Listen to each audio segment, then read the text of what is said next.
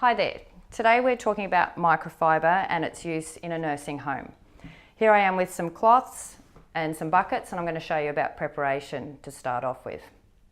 Here we've got blue, which is for all general areas, and this is a bucket, so we're going to have a look at first the art of folding it. Overall we need 8 touch points per cloth, so I've folded these ones already, and here we go with folding it. Hold it out, fold it once, fold it twice. Now lay them all together in the same way, because this is going to affect how it soaks. So pop them all together like that. This is what's called a closed edge, and this is the open edge with the stitching on it, and we're going to put the open edge face down first into the bucket. This bucket's going to have 10 in it, but it could probably hold about 20, so that'll affect the amount of solution we put on it.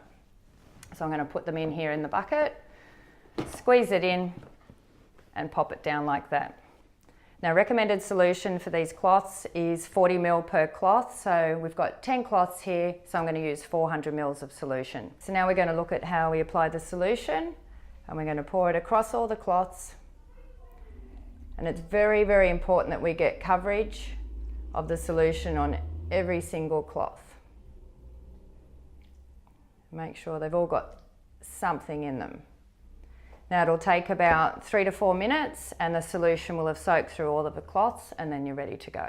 Okay, so now we're going to talk about setting up the mop pad bucket.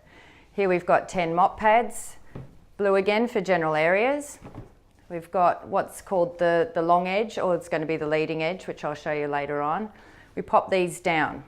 That way when we put the solution into the bucket, it's going to come along and fill up the leading edge, which is the most important part when cleaning, mopping the floors. So pop them into the bucket, that side down, and we've got 160 ml per mop head. So we put them in, and this time we're going to zigzag across the top of the mops, ensuring that we have solution covering the entire lot in the bucket, like so.